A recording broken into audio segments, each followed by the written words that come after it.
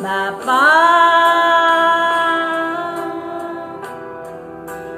ku berterima kasih berkat-Mu hari ini yang Kau sediakan bagiku. Ku naikkan syukurku buat hari yang Kau beri, tak habis-habisnya kasih dan rahmat-Mu. Terima kasih kepada Ibu Rina Tarigan atas puji-pujiannya yang cukup memberkati saya, memberkati kita semuanya di mana saja berada.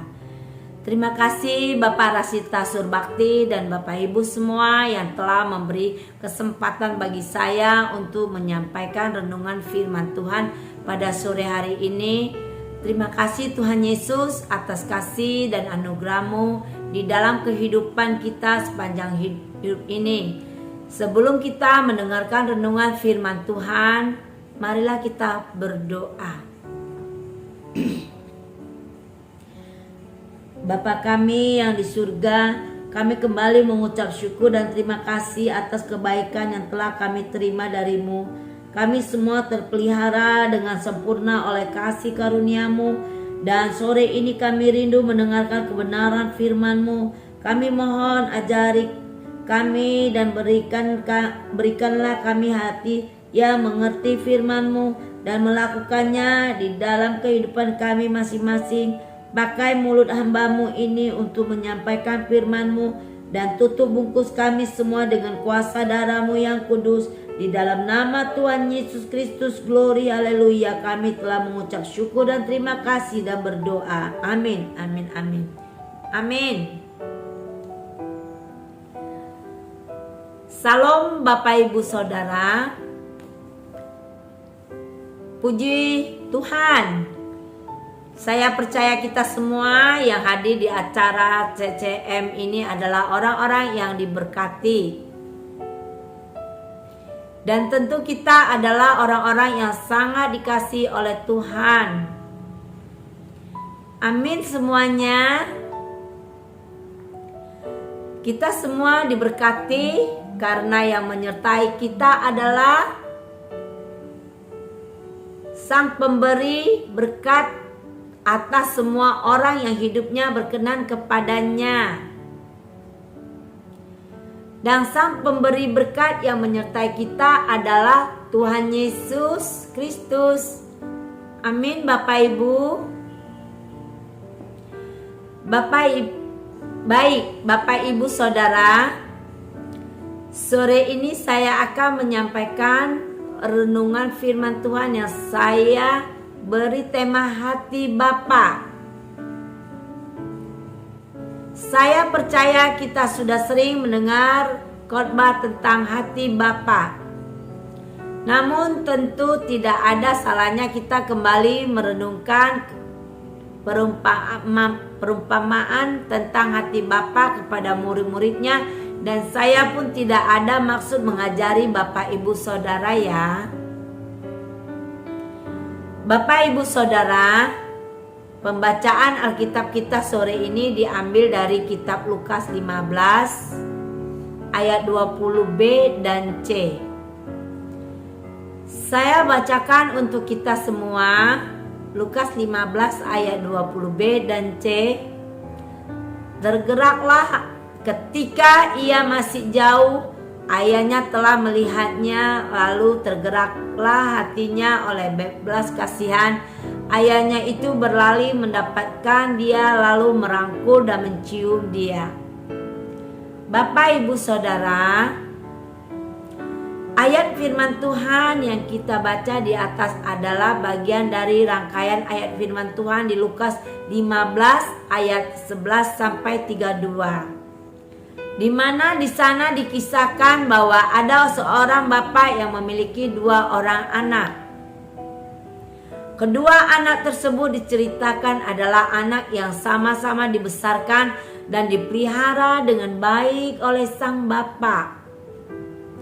Dan kedua anak tersebut adalah anak-anak yang rajin dalam menjalankan apa yang bapaknya perintahkan. Mereka setiap hari bekerja di ladangnya bapaknya. Sampai satu hari, anaknya yang bungsu mengambil keputusan untuk meminta haknya sebagai seorang anak atas harta milik bapaknya. Untuk itu bapaknya pun mengabulkan permintaan anak bungsunya itu dan memberikan harta yang menjadi bagian anak bungsu itu. Singkat cerita, anak bungsu ini pun pergi meninggalkan bapaknya dan saudaranya. Lalu dia hidup secara sembrono sehingga ia menghabiskan seluruh harta warisan dan hidup melarat. Namun di dalam kesusahannya, ia teringat akan bapaknya. Dan singkat cerita ia pun kembali ke rumah bapaknya yang telah ditinggalkan sekian lama. Bapak, ibu, saudara, kisah hidup si bungsu ini memberikan kepada kita suatu perumpamaan bahwa di dalam kehidupan kita sebagai umat Kristen pun masih ada orang Kristen yang hidupnya seperti apa yang dialami si bungsu. Orang-orang yang tadinya hidup di dalam pemeliharaan Tuhan, diberkati oleh Tuhan, diberikan jaminan keselamatan kekal, bahkan sudah bekerja di ladangnya Tuhan. Pada titik tertentu mereka memilih untuk mempergunakan keinginan bebas mereka untuk keinginan yang salah. Mereka memilih untuk memisahkan diri dari Tuhan dan menolak untuk hidup di dalam pimpinan Roh Kudus. Mereka lebih memilih hidup dipimpin oleh keinginan daging atau keinginan duniawi. Dan kita lihat sendiri apa yang akhirnya dialami oleh orang-orang yang hidupnya meninggalkan kasih karunia Tuhan. Mereka mungkin saja tidak secara langsung mengalami kemalangan atau penderitaan hidup. Namun mereka yang memilih meninggalkan kasih karunia Allah itu sungguh-sungguh hidupnya sedang berjalan ke jurang kehancuran. Bahkan hidup mereka sedang menuju kematian kekal. Ini adalah suatu hal yang sangat menyedihkan sekali jika orang-orang yang tadinya sudah hidup di dalam kasih karunia Allah namun memilih untuk meninggalkan jalan Tuhan. Bapak, ibu, saudara, kita yang sudah hidup di dalam kasih karunia Tuhan, marilah kita jangan pernah menyia-nyiakan apa yang sudah Tuhan berikan kepada kita. Tuhan sudah memberikan jaminan hidup yang kekal. Untuk itu, kita jangan memilih hidup menurut keinginan dunia. Amin, Bapak Ibu. Selanjutnya mari kita lihat bagaimana dengan sikap dari anak sulung yang ada di kisah perumpamaan tentang anak yang hilang. Yang anak yang hilang ini. Anak sulung yang ada kisah ini adalah anak yang sangat taat dan setia mengikuti bapaknya. Ia sangat bertanggung jawab atas pekerjaannya di ladang yang dipercayakan kepadanya. Ia tidak pernah melukai hati bapaknya. Ia selalu berusaha menyenangkan hati bapaknya. Bahkan ketika bapaknya membagikan harta warisan kepada adiknya pun, anak yang sulung ini pun tidak berani melarang. Satu hal saja yang diinginkannya adalah menjadi anak yang taat dan setia kepada bapaknya. Namun di dalam kesetiaan dan ketaatannya terhadap bapaknya, Ternyata masih ada keegoisan yang akhirnya diperlihatkannya ketika adik bungsunya kembali dari kehancurannya dan diterima kembali oleh bapaknya. Si sulung merasa bapaknya ini tidak adil. Ia merasa seharusnya bapaknya tidak lagi harus menerima si bungsu kembali ke rumah mereka. Ia menjadi marah dan kecewa kepada bapaknya atas sambutan yang berlebihan oleh bapaknya kepada adik tersebut. Ia kecewa karena bapaknya tidak pernah sekalipun memberi sambutan ataupun pujian terhadap pengabdiannya selama ini kepada bapaknya. Ternyata si sulung ini yang setiap hari selalu tinggal bersama bapaknya pun belum mengenal dengan baik bagaimana hati bapaknya.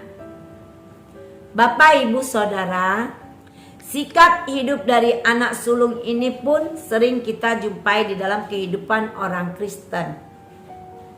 Memang tidak semua, namun masih ada orang Kristen yang sudah hidup di dalam kasih karunia Allah pun memiliki sikap hidup seperti yang ditunjukkan oleh anak sulung tadi.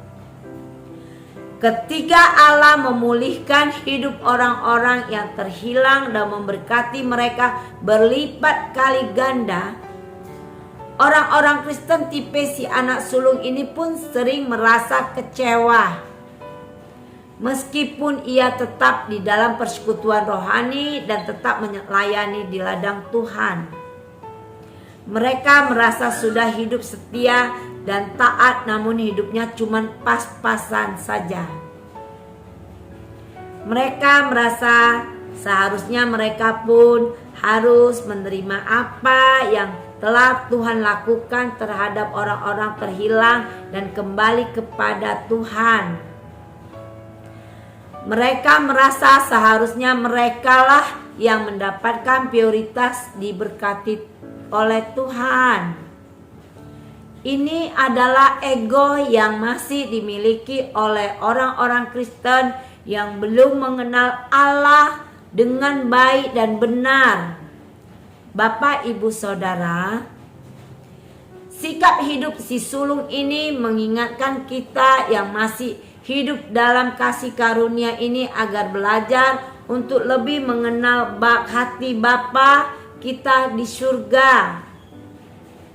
Mari Bapak, Ibu, Saudara, selama kita masih diberi kesempatan untuk mengenal Bapa kita dengan benar, mari kita jangan hanya sekedar menjadi orang Kristen saja.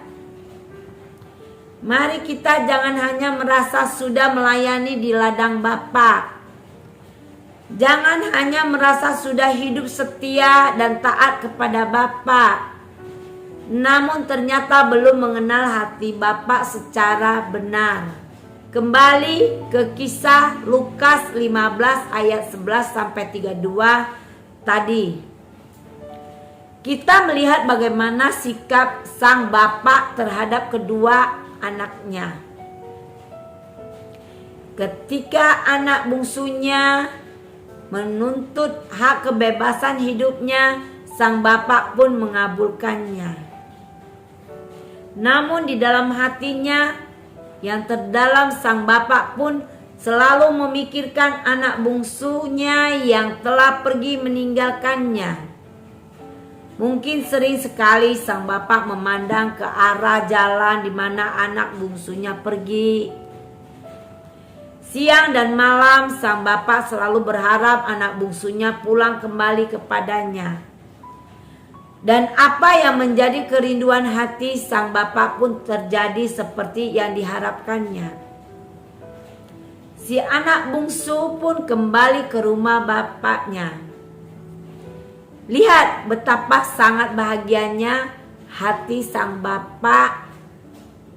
Bahkan ketika si bungsu yang dalam keadaan compang-camping dan ketika ia masih jauh, namun sang bapak pun langsung mengenalnya dan berlari menyambutnya dengan kedua tangannya terbuka untuk merangkul anaknya yang telah kembali ini. Sang bapa menerima anaknya apa adanya tanpa menghakimi anaknya yang telah memilih jalan yang salah. Bahkan sang bapa memperlakukan anak bungsunya seperti menyambut tamu yang sangat istimewa, bahkan lebih dari itu. Dan terhadap anaknya yang sulung pun, sang bapa dengan penuh kasih mengingatnya bahwa ia harus bersyukur dan bersukacita karena saudaranya telah kembali. Sang bapa mengingatkan kepada si sulung bahwa ia pun merupakan ahli waris atas semua milik kepunyaan sang bapa. Bapak, ibu, saudara, dari kisah di atas tadi, Tuhan Yesus ingin agar murid-murid mengenal Bapa yang di surga melalui dirinya. Sebab seluruh sifat dan karakter Bapa yang di surga ada pada diri Tuhan Yesus. Ini disampaikannya di kitab Yohanes 14 ayat 9b. Barang siapa telah melihat aku, ia telah melihat Bapa. Bahkan Tuhan Yesus pun menyampaikan kepada murid-murid bahwa salah satu tujuan kedatangannya adalah untuk memperkenalkan siapa Bapa yang di surga itu. Dan bagaimana manusia bisa menjalin hubungan dengan Sang Pencipta. Dan ini juga disampaikannya di kitab Yohanes 14 ayat 6-7. Akulah jalan dan kebenaran dan hidup. Tidak ada seorang pun yang datang kepada Bapa kalau tidak melalui aku. Sekiranya kamu mengenal aku, pasti kamu juga mengenal Bapakku. Sekarang ini kamu mengenal Dia, kamu melihat Dia.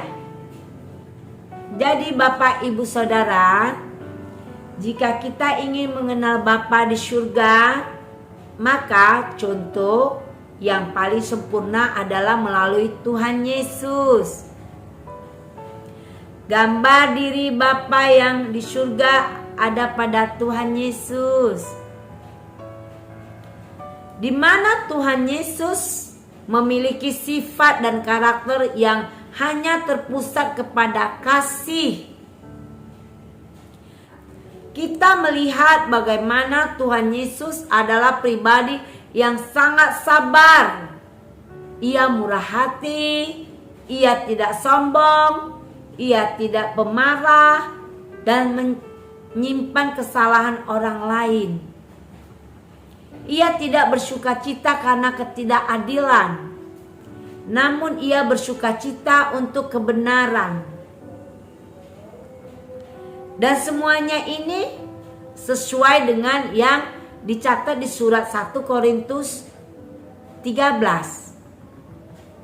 Semua sifat dan karakter kasih ini mirip dengan pribadi Sang Bapa di dalam kisah perumpamaan anak yang hilang yang tadi kita dengar di awal tadi. Bapa begitu mengasihi kita sehingga ia datang melalui wujud manusia Yesus dan rela menebus dosa-dosa kita melalui pengorbanan di kayu salib dengan hanya satu tujuan saja, yaitu menyediakan jalan bagi kita untuk dapat kembali kepadanya. Bahkan di dalam kehidupan kita saat ini, Bapa jugalah yang memelihara dan mencukupkan segala yang kita perlukan.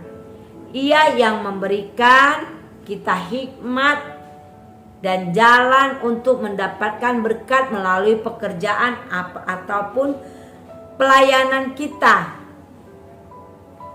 Ia melindungi kita dari hal-hal yang dapat mencelakakan kita.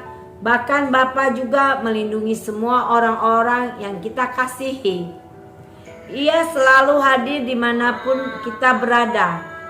Surat 1 Petrus 5 ayat 7 tertulis, serahkanlah segala kekhawatiranmu kepadanya, sebab Ia yang memelihara kamu. Bahkan hal yang tidak dapat kita kerjakan sebagai manusia yang memiliki keterbatasan, namun Bapa melakukannya untuk kita. Bapak, Ibu, Saudara, bukankah Ia adalah Bapa kita yang sangat baik? Kasih dan setianya pun tidak pernah berubah. Amin, Bapak Ibu. Namun Bapak Ibu Saudara, selain kasih, Bapa kita juga adalah pribadi yang disiplin. Memang Bapa adalah penuh kasih, namun Ia juga Bapa yang adil dan mendidik. Ia juga memberikan sanksi kepada kita apabila kita melakukan kesalahan. Namun Ia juga yang mengejar kita dengan pengampunan dan kasih. Bukan kita yang mencari-carinya. Akulah yang menarik mereka dan dengan tali kesetiaan dan dengan ikatan kasih, demikian ditulis di Hosea 11 ayat 4. Memang Bapa sangat adil memperlakukan kita sebagai anaknya. Sebab jika kita hanya menerima kasih saja, kita akan menjadi anaknya manja. Namun jika kita terus-menerus didisiplinkan tanpa kasih, maka kita pun akan menjadi kepahitan. Amsal 3 ayat 11 dan 12 berkata seperti ini, hai anakku, janganlah engkau menolak didikan Tuhan, dan janganlah engkau bosan akan peringatannya. Karena Tuhan memberi ajaran kepada yang dikasihinya, seperti seorang ayah kepada anaknya yang disayanginya. Bapak, Ibu, Saudara, Bapa yang di surga adalah Bapa yang mengasihi kita, dan Ia juga ingin kita selalu hidup seperti kasih-Nya terhadap orang lain. Sehingga melalui kita, orang lain pun dapat mengenal Bapa Sang Pencipta semesta ini. Ia ingin semua orang mengenalnya, dan bukan hanya itu saja. Bahkan Ia ingin berkomunikasi dengan orang yang mengenal Dia melalui Yesus. Seperti yang tertulis di kitab Yohanes 14 ayat 6 tadi. Akulah jalan dan kebenaran dan hidup. Tidak ada seorang pun yang datang kepada Bapa kalau tidak melalui aku. Melalui Yesus, ya, melalui Yesus, maka kita dapat berdoa dan berkomunikasi dengan Bapa yang di surga, dan Bapa sangat senang untuk mendengar setiap anak-anaknya yang berbicara kepadanya. Ia akan memberkati dan mengabulkan apa yang kita inginkan sesuai dengan kehendak-Nya dan sesuai dengan iman kita. Amin ya Bapak Ibu. Dan sebagai penutup renungan sore hari ini, kita bersyukur memiliki Bapa yang sangat teramat baik, kasih-Nya yang tidak terbatas dan tidak berkesudahan. Ia telah menyatakan diri-Nya melalui Tuhan Yesus agar kita memperoleh keselamatan dan jalan yang benar untuk kembali kepadanya.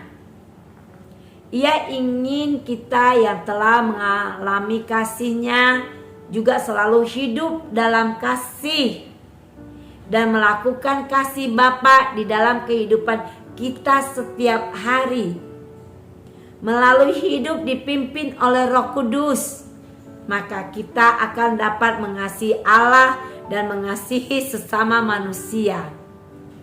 Dan sore hari ini kita pun diingatkan agar kita yang sudah hidup di dalam kasih karunia-Nya, jangan pernah ambil keputusan yang salah untuk meninggalkannya. Sekalipun dari kisah perumpamaan anak yang hilang tadi dikatakan bahwa bapaknya memberikan pengampunan dan pemulihan bagi anak bungsunya yang pulang kembali kepadanya, itu bukan berarti kita boleh mencobai Tuhan. Sebab kita tidak pernah tahu apakah kita masih memiliki kesempatan untuk kembali kepadanya. Tuhan mengetahui motivasi hati setiap manusia, sebab tidak ada yang tersembunyi baginya. Jadi Bapak Ibu Saudara, selagi kita sudah hidup di dalam kasih karunia-Nya, marilah kita jangan salah mempergunakannya.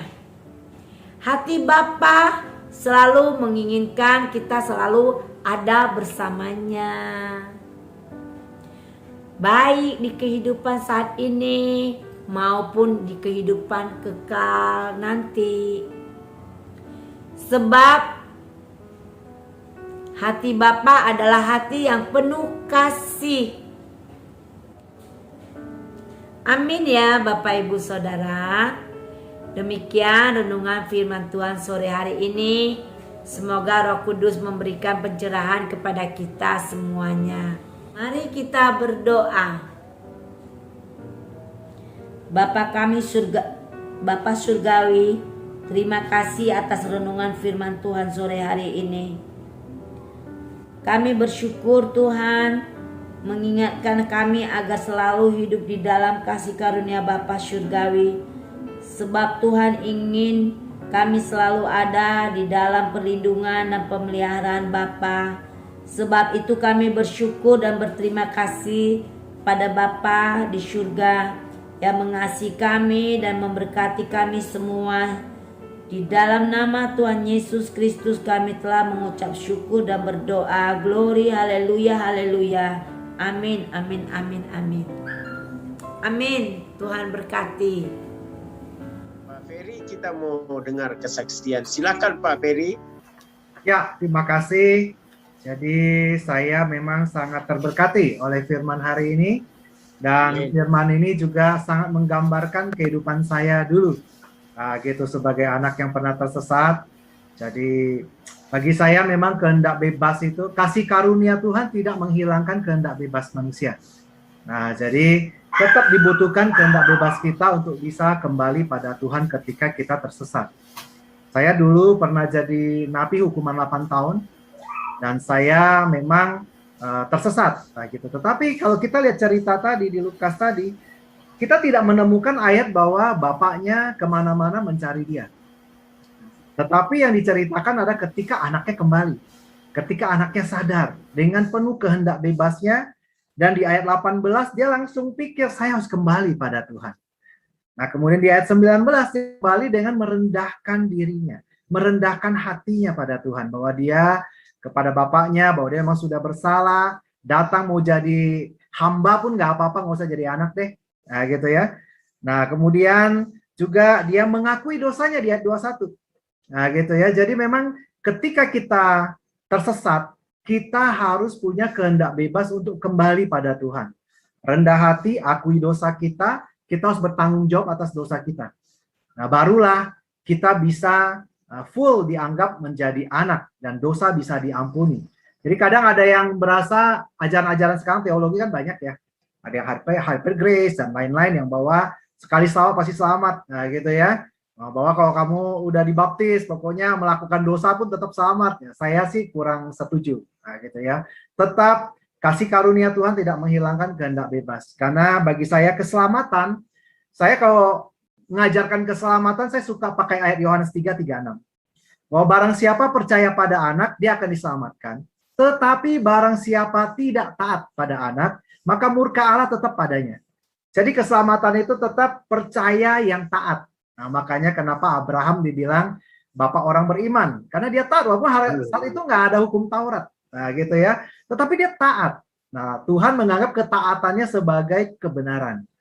Nah, oleh sebab itu, zaman kasih karunia, jangan sampai kita berasa udah dapat tiket sorga nih. Nah, gitu ya. Tetapi saya ingat di Roma 2 ayat 4 mengatakan bahwa maukah engkau menganggap sepi kekayaan kemurahannya, kesabarannya, dan kelapangan hatinya?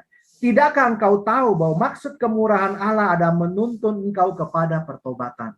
Kita tidak tahu kapan kita dipanggil Tuhan, tetapi kita masih dikasih waktu. Bagi kita semua yang masih bisa hadir di sini, dikasih waktu untuk bisa bertobat. Jadi bertobat itu harus wajib, bukan yang bisa ditawar. Itu perintah, bukan undangan. Kalau undangan bolehlah kita nggak lakukan, tapi kalau perintah ada konsekuensinya. Nah, jadi dalam kasih Allah selalu ada keadilan. Nah, tidak mungkin kasih Allah yang tanpa keadilan. Yaitu memang saya berasa dalam hidup saya pun sama. Ketika saya bertobat, nah saya bisa dipakai itu. Saya tuh benar-benar menganggap Yesus tuh sebagai pemulung. Saya ini sampah masyarakat. Ketika saya masuk penjara pun keluarga juga takut gitu ya. Ketika keluar apalagi. Nah, ketika bertobat, saya seperti ditemukan Tuhan di tong sampah gitu, dibersihkannya, terus dibetulin, disucikan, terus saya dipakai. Segitu berharganya saya di mata Tuhan. Tapi bagi dunia, ini sama kayak anak sulung nih. Kejadiannya, ketika saya bertobat, saya ingin pelayanan, banyak yang berasa rohaninya lebih hebat gitu ya. Nah, terus membeda-bedakan dosa. Ya, kalau dosa cuma korupsi, nggak apa-apa, korupsinya gede, bolehlah masuk ke gereja. Tapi kalau yang ya pelacur, mantan napi, ya itulah, enggak lah ya. Nah, itu sama seperti anak sulung ini. Masih ada hal-hal yang tentang mementingkan diri sendiri. Yakobus 3:16 mengatakan iri hati dan mementingkan diri sendiri adalah akar dari semua perbuatan jahat. Nah, makanya kalau masih ada keegoan, ya kan, paling berbahaya bagi hamba Tuhan adalah kesombongan rohani. Nah, ketika kita menilai dosa orang lain, itu lebih besar daripada dosa kita. Bagi saya tidak ada dosa besar, dosa kecil, semua sama aja ujungnya maut. Nah, jadi memang kita harus benar-benar harus selalu bersyukur. Tidak peduli kita dari latar belakang apa, startnya bagaimana, tetapi yang penting akhirnya itu yang menentukan. Nah, saya sekarang moto hidup saya, hiduplah seakan besok nggak ada. Nah, besok tuh hari kematian saya. Nah, jadi hari ini bagaimana? Nah, apakah kita masih mau melakukan kedagingan dan lain-lain orang besok harinya? Kan kita nggak ada yang tahu, ya kan? Nah, daripada kita banyak berdebat tentang nanti akhir zaman kapan, ya kan, Tuhan Yesus datang kedua kali kapan, dengan berbagai teologi, saya mah enggak, saya bilang besok. Nah, udah gitu aja, simple. Ya kan, ya hari ini bagaimana? Hidup aja sesuci mungkin. Roma 12 ayat 1, ibadah yang sejati ada mempersembahkan tubuh yang kudus. Nah, itu aja. Oke, terima kasih, mungkin itu aja. Tuhan berkati. Terima kasih Bu Mimi, untuk firman-Nya luar biasa. Besar setiamu di sepanjang hidupku, ku naikkan syukurku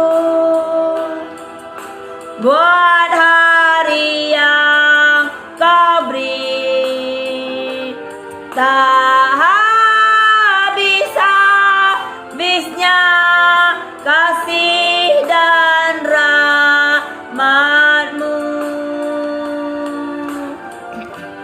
selalu baru dan tak